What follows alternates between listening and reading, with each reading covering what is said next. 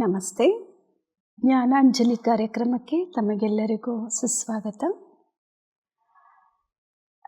ಕಳೆದ ಸಂಚಿಕೆಗಳಲ್ಲಿ ನಾವೆಲ್ಲರೂ ಕೂಡ ರಾಜಯೋಗ ಮೆಡಿಟೇಷನ್ ಬಗ್ಗೆ ಮತ್ತು ಕಾಲಚಕ್ರದ ಬಗ್ಗೆ ಮತ್ತು 84 ಜನ್ಮಗಳ ರಹಸ್ಯದ ಬಗ್ಗೆ ತಿಳ್ಕೊಳ್ತಾ ಇದ್ವಿ.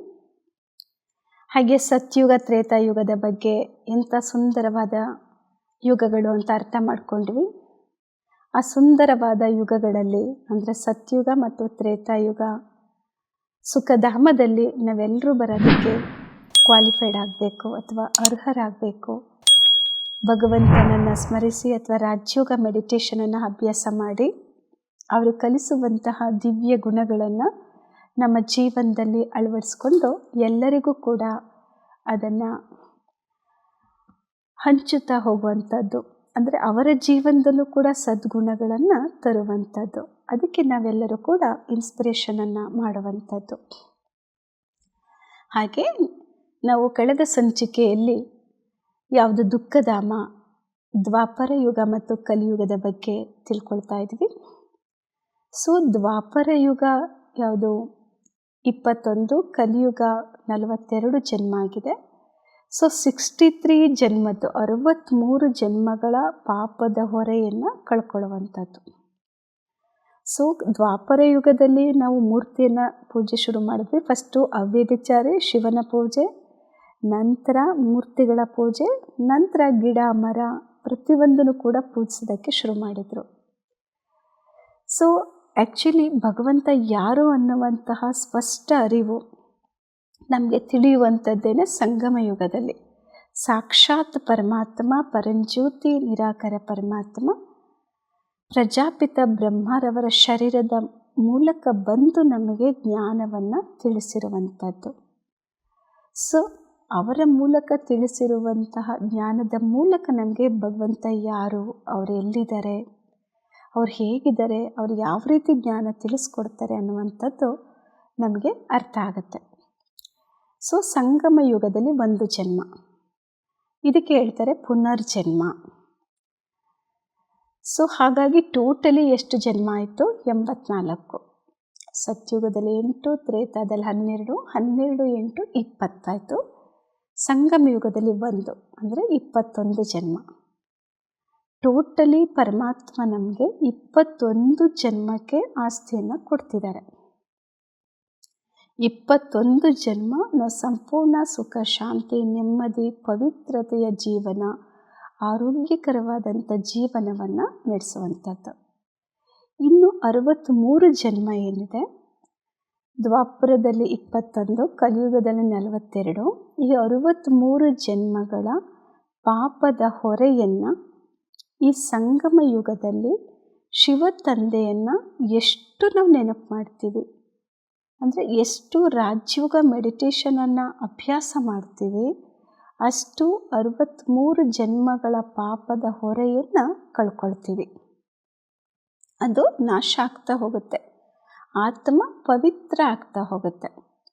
ಸೊ ಈ ಸಂಗಮ ಯುಗದ ಮಹತ್ವಿಕೆಯನ್ನು ನಾವು ಅರ್ಥ ಮಾಡ್ಕೋಬೇಕು. ಸೊ ಅದಕ್ಕೋಸ್ಕರ ಮನುಷ್ಯಾತ್ಮ ಮ್ಯಾಕ್ಸಿಮಮ್ 84 ಬರ್ತ್ಸಲ್ಲಿ ಬರ್ತಾರೆ, ಮಿನಿಮಮ್ 1 ಬರ್ತ್, ಅಟ್ಲೀಸ್ಟ್ 1 ಜನ್ಮನಾದರೂ ಪಡ್ಕೊಳ್ಳೇಬೇಕು. ಈ ಸಂಗಮ ಯುಗದಲ್ಲಿ ನಾವು ಭಗವಂತನನ್ನು ನೆನಪು ಮಾಡಿ ಎಷ್ಟು ಸಾಧ್ಯನೋ ಅಷ್ಟು ಶಿವ ತಂದೆಯನ್ನು, ಪರಮಾತ್ಮನ ನೆನಪು ಮಾಡಿ ಆತ್ಮ ಪವಿತ್ರ ಆಗಿ ಶುದ್ಧ ಆಗಿ ವಾಪಸ್ ಪರಮಧಾಮವನ್ನು ತಲುಪುತ್ತೆ. ಅಂದರೆ ನಮ್ಮ ನಿಜವಾದ ಮನೆ ಪರಂಧಾಮಕ್ಕೆ ತಲುಪ್ತೀವಿ. ಸೊ ಪವಿತ್ರ ಆದ್ರೇ ಪರಂಧಾಮಕ್ಕೆ ಹೋಗೋದಕ್ಕೆ ಸಾಧ್ಯ. ಏಕೆಂದರೆ 2 ಪ್ರಕಾರದಲ್ಲಿ ಆತ್ಮ ಪವಿತ್ರ ಆಗುತ್ತೆ. ಒಂದು ಯೋಗ ಬಲ, ಅಂದರೆ ಭಗವಂತನನ್ನು ನೆನಪು ಮಾಡಿ ಆತ್ಮ ಶುದ್ಧ ಆಗುವಂಥದ್ದು. 2ನೇದು ಭೋಗ ಬಲ, ಅಂದರೆ ಶಿಕ್ಷೆಯ ಮೂಲಕ. ಸೊ ಹಾಗಾಗಿ ನಾವು ಯಾವುದನ್ನು ಚಾಯ್ಸ್ ತಗೊಳ್ಳುವಂಥದ್ದು. ಸೊ ನಾವೆಷ್ಟು ಪರಮಾತ್ಮನನ್ನು ನೆನಪು ಮಾಡ್ತೀವಿ ಈ ಸಂಗಮ ಯುಗದಲ್ಲಿ, ಅಷ್ಟು ಆತ್ಮ ಶುದ್ಧನೂ ಆಗುತ್ತೆ, ಪಾವನನೂ ಆಗುತ್ತೆ. ವಿತೌಟ್ ಪನಿಷ್ಮೆಂಟ್ ನಾವು ಪರಂಧಾಮಕ್ಕೆ ಹೋಗ್ತೀವಿ. ಜೊತೆಗೆ ನಾವು ಸತ್ಯಯುಗ ಮತ್ತು ತ್ರೇತಾಯುಗ ಆ್ಯಕ್ಚುಲಿ ನಾವು 84 ಜನ್ಮನೂ ಕೂಡ ಒಂದು ಒಳ್ಳೆಯ ಪೊಸಿಷನ್, ಒಂದು ಒಳ್ಳೆಯ ಕುಟುಂಬದಲ್ಲಿ ನಾವು ಜನ್ಮವನ್ನು ಪಡಿತೀವಿ. ಸೊ ಹಾಗಾಗಿ ಸಂಗಮ ಯುಗದಲ್ಲಿ ನಾವು ಪ್ರಿಫರೆನ್ಸ್ ಕೊಡಬೇಕಾಗಿರುವಂಥದ್ದು ಪರಮಾತ್ಮ ಕಲಿಸ್ಕೊಡುವಂಥ ರಾಜಯೋಗ ಮೆಡಿಟೇಷನನ್ನು ನಾವೆಷ್ಟು ಅಭ್ಯಾಸ ಮಾಡ್ತೀವಿ ಅಷ್ಟು ನಮ್ಮ ಜೀವನ ಪ್ರೆಸೆಂಟಲ್ಲೂ ಚೆನ್ನಾಗಿರುತ್ತೆ, ಸಂತೋಷವಾಗಿರ್ತೀವಿ. ಯಾವುದೇ ವಿಚಾರಕ್ಕೂ ಕೂಡ ನಾವು ಡಿಸ್ಟರ್ಬ್ ಆಗೋದಿಲ್ಲ.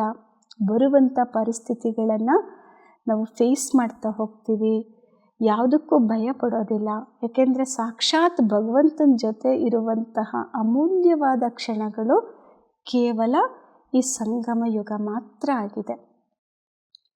ಸೊ ಈ ಸಂಗಮ ಯುಗದಲ್ಲಿ ಭಗವಂತನ ನೆನಪು ಮಾಡಿ ಪವಿತ್ರ ಆಗಿ ಪರಂಧಾಮಕ್ಕೆ ನಾವು ಹೋಗಿ ನಂತರ ಪರಮಧಾಮದಲ್ಲಿ ಸ್ಥಿತರಾಗಿ ಪುನಃ ನಾವು ಈ ಸೃಷ್ಟಿ ಚಕ್ರದಲ್ಲಿ ನಮ್ಮ ಪಾತ್ರ ಯಾವಾಗಿರುತ್ತೆ, ನಾವು ಸತ್ಯುಗದ ಪ್ರಾರಂಭದಿಂದಲೇ ಬಂದಿದ್ದ ಆಗಿದ್ರೆ ಸೊ ಸತ್ಯುಗದ ಬಿಗಿನಿಂಗಿಂದಲೇ ಬರ್ತೀವಿ.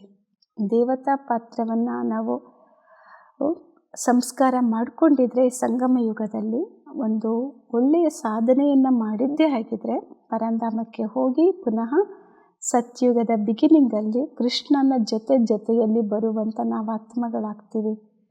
ಅದಕ್ಕೆ ವೀಕ್ಷಕರೇ, ನಾವೆಲ್ಲರೂ ಕೂಡ ಪರಮಾತ್ಮನನ್ನು ನೆನಪು ಮಾಡಿ ರಾಜಯೋಗ ಮೆಡಿಟೇಷನನ್ನು ಅಭ್ಯಾಸ ಮಾಡಿ ಅವರು ಕಲಿಸಿಕೊಡುವಂತಹ ಯಾವುದು ದಿವ್ಯ ಗುಣಗಳ ಧಾರಣೆ, ಅವರು ಏನು ನಾಲೆಡ್ಜನ್ನು ಕೊಡ್ತಾರೆ ಅದನ್ನು ಎಷ್ಟು ಸಾಧ್ಯನೋ ನಮ್ಮ ಈ ಒಂದು ಪ್ರೆಸೆಂಟ್ ಲೈಫಲ್ಲಿ ಅಳವಡಿಸ್ಕೊಂಡು ಭಗವಂತನ ಸಮಾನ ಆಗಿ ನಾವು ಕೂಡ ಪವಿತ್ರರಾಗಿ ಖುಷಿಯಿಂದ ಅವರ ಜೊತೆಯಲ್ಲಿ ಹೋಗಿ ನಂತರ ಸತ್ಯುಗದಲ್ಲಿ ಕೃಷ್ಣನ ಜೊತೆಯಲ್ಲಿ ಬರುವಂಥವರು ನಾವಾಗೋಣ.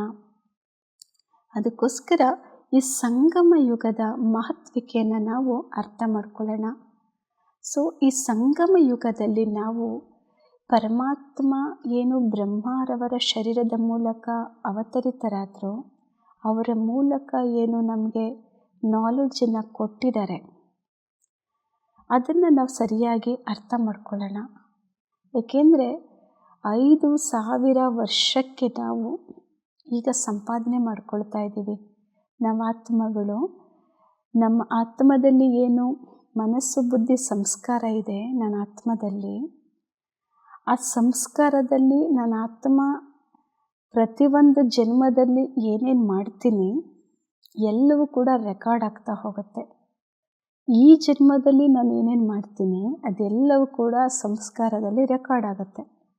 ಅದರಲ್ಲೂ ವಿಶೇಷವಾಗಿ ಸಂಗಮ ಯುಗ ಅತ್ಯಂತ ಸೋ ಮಚ್ ಪ್ರೇಷಿಯಸ್ ಅಂತ ಹೇಳ್ತೀವಿ, ಅತ್ಯಂತ ಆಸ್ಪಿಷಿಯಸ್ ಅಂತ ಬೆಲೆ ಬಾಳುವಂತಹ ಯುಗ ಇದು. ಯಾಕೆಂದರೆ ಸಾಕ್ಷಾತ್ ಭಗವಂತ ಅಥವಾ ಪರಮಾತ್ಮ ಸೊ ನಮಗೆ ನಮ್ಮ ಜೊತೆಯಲ್ಲಿ ಇರುವಂತಹ ಸಮಯ ಇದು. ಏಕೆಂದರೆ ಸತ್ಯುಗ ತ್ರೇತಾಯುಗದಲ್ಲಿ ಭಗವಂತ ಇರೋದೇ ಇಲ್ಲ, ಪರಮಾತ್ಮ ಪರಮಧಾಮದಲ್ಲಿರ್ತಾರೆ. ಅವ್ರದ್ದು ಪಾತ್ರ ಆ ಟೈಮಲ್ಲಿ ಏನೂ ಇರೋದಿಲ್ಲ. ಏಕೆಂದರೆ ದೇವತೆಗಳು ದೇವತಾ ಪಾತ್ರವನ್ನು ಸುಖ ಶಾಂತಿಯಿಂದ ಅಭಿನಯಿಸ್ತಾ ಇರ್ತಾರೆ. ಇನ್ನು ಪರಮಾತ್ಮನ ಪಾತ್ರ ಅಂದರೆ ಭಕ್ತಿಯ ಪಾತ್ರ ಪ್ರಾರಂಭ ಆಗುವಂಥದ್ದು ದ್ವಾಪರ ಯುಗದ ಬಿಗಿನಿಂಗಿಂದ.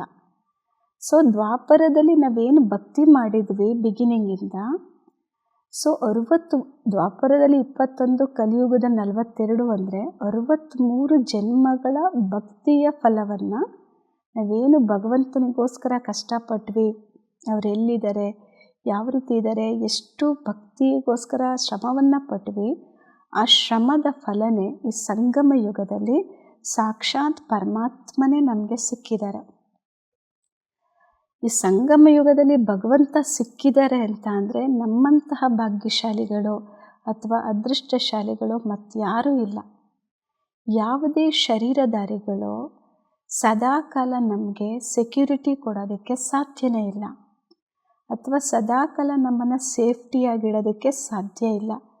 ಆದರೆ ಭಗವಂತ ಯಾರು ಕಣ್ಣಿಗೆ ಕಾಣಿಸಲ್ಲ, ನಿರಾಕಾರ ಪರಮಾತ್ಮ, ಸೊ ಈ ಸ್ಥೂಲ ಕಣ್ಣುಗಳಿಗೆ ಗೋಚರಿಸೋದಿಲ್ಲ, ಆದರೆ ಅಂತರ್ಚಕ್ಷುಗೆ ಸದಾಕಾಲ ಅವರು ದರ್ಶನ ಆಗ್ತಿರ್ತಾರೆ. ಅವ್ರು ಸದಾ ನಮ್ಮ ಜೊತೆಯಲ್ಲೇ ಇರ್ತಾರೆ. ಅವರನ್ನು ನಾವು ನೆನಪು ಮಾಡ್ತಾ ಇದ್ದರೆ ಅವರೇ ಸದಾಕಾಲ ನಮಗೆ ರಕ್ಷಣೆಯನ್ನು ಕೊಡ್ತಾರೆ. ಸೊ ಸಂಗಮ ಯುಗದಲ್ಲಿ ಪರಮಾತ್ಮನ ಜೊತೆಯಲ್ಲಿರುವಂತಹ ಪಾತ್ರ ಇದು. ಸೊ ಇಂತಹ ಪಾತ್ರ ಇನ್ಯಾವುದೇ ಯುಗದಲ್ಲಿಯೂ ಕೂಡ ಸಿಗೋದಿಲ್ಲ. ಸೊ ಭಗವಂತನ ಜೊತೆಯಲ್ಲಿ ಸದಾಕಾಲ ಇರೋಣ. ಭಗವಂತ ಹೇಳಿದ ರೀತಿಯಲ್ಲಿ ನಮ್ಮನ್ನು ನಾವು ವಾಚ್ ಮಾಡ್ಕೊಳ್ಳೋಣ. ಹೇಗೆ ನಾವು ವಾಚ್ ಅಂದ ತಕ್ಷಣ ನಮಗೆ ಕೈಯಲ್ಲಿ ಹಾಕೊಳ್ಳೋ ವಾಚ್ ನೆನಪಿಗೆ ಬರುತ್ತೆ, ಅಥವಾ ಗಡಿಯಾರದಲ್ಲಿ ಗಡಿಯಾರವನ್ನು ನೋಡ್ತೀವಿ. ಹೇಗೆ ವಾಲ್ ಮೇಲೆ ಹಾಕಿರುವಂತಹ ಗಡಿಯಾರವನ್ನು ನೋಡ್ತೀವಿ. ಆ ವಾಚ್ ನೋಡಿದಾಗ ಅಥವಾ ಗಡಿಯಾರ ನೋಡಿದಾಗ ಅಥವಾ ಮೊಬೈಲಲ್ಲಿ ಟೈಮ್ ನೋಡಿದಾಗ ಜೊತೆ ಸಂಬಂಧವನ್ನು ಜೋಡಿಸ್ತಾ ಹೋಗೋಣ. ಆ್ಯಕ್ಚುಲಿ ವಾಚ್ ಅಂತ ಅಂದರೆ ಏನು? ಸೊ ಅಂತ ಹೇಳಿದರೆ ವಾಚ್ ಯುವರ್ ವರ್ಡ್ಸ್ ಅಂತ. ಸೊ ಬೆಳಗ್ಗೆಯಿಂದ ರಾತ್ರಿ ತನಕ ನಾನು ಯಾರ ಜೊತೆಗೆ ಮಾತಾಡ್ತೀನಿ, ಎಲ್ಲರ ಜೊತೆಯಲ್ಲಿ ಸೋಲ್ ಕಾನ್ಷಿಯಸ್ ಆಗಿದ್ದು ಭಗವಂತ ನೆನಪಿನಲ್ಲಿ ನಾನು ಮಾತಾಡ್ತಾ ಇದ್ನ. ನನ್ನ ಮಾತುಗಳು ಮತ್ತೊಬ್ಬರಿಗೆ ಶಾಂತಿಯನ್ನು ಕೊಡ್ತಿತ್ತ, ಮತ್ತೊಬ್ಬರಿಗೆ ಪ್ರೇರಣೆಯನ್ನು ಕೊಡ್ತಿತ್ತ, ಮತ್ತೊಬ್ಬರಿಗೆ ಭಗವಂತನ ನೆನಪನ್ನು ತರಿಸ್ತಿತ್ತ ಅಂತ ಚೆಕ್ ಮಾಡ್ಕೊಳ್ಳೋಣ. ಹಾಗೆ ಏನಂತ ಹೇಳಿದರೆ ವಾಚ್ ಯುವರ್ ಆ್ಯಕ್ಷನ್.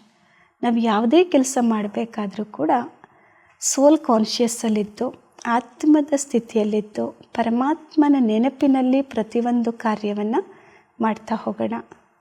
ಎಷ್ಟು ಭಗವಂತ ನೆನಪಲ್ಲಿ ಕಾರ್ಯ ಮಾಡ್ತೀವಿ, ನಾವು ಕರ್ಮಾತೀತ ಸ್ಥಿತಿಯನ್ನು ತಲುಪ್ತೀವಿ.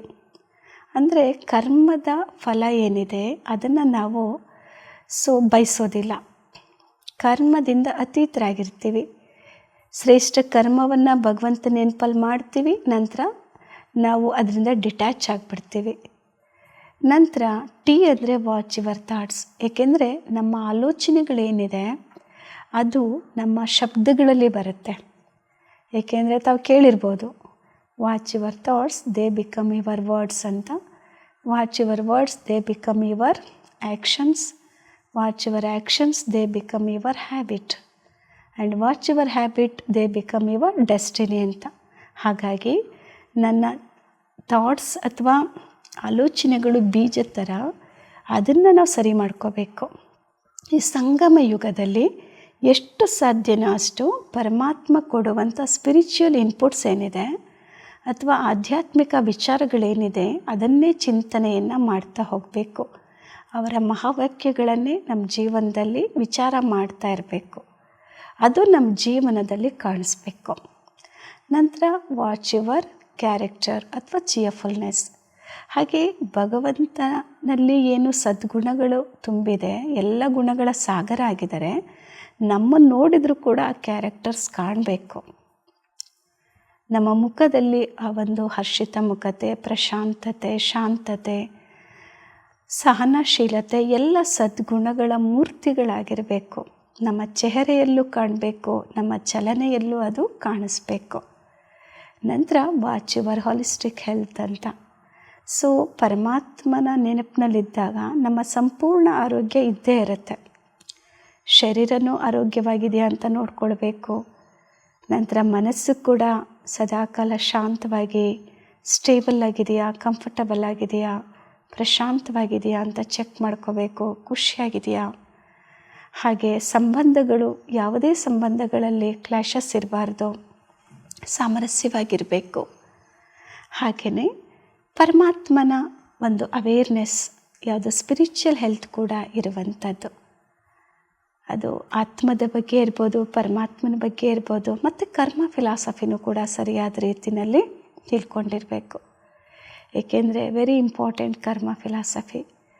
ಸೊ ಈ ಸಂಗಮ ಯುಗದ ಬೆಲೆಯನ್ನು ತಿಳ್ಕೊಂಡು ಪರಮಾತ್ಮನನ್ನು ನೆನಪು ಮಾಡ್ತಾ ನಾವೆಲ್ಲರೂ ಕೂಡ ಒಂದು ಸುಂದರವಾದ ಜೀವನವನ್ನು ಪ್ರೆಸೆಂಟಲ್ಲೂ ನಡೆಸ್ತಾ ಭವಿಷ್ಯದಲ್ಲಿ ನಾವೆಲ್ಲ ಆತ್ಮಗಳು ಸತ್ಯುಗದಲ್ಲಿ ಕೃಷ್ಣನ ಜೊತೆಯಲ್ಲಿ ಬರೋದಕ್ಕೆ ಯೋಗ್ಯರಾಗೋಣ. Thank you. Om Shanti.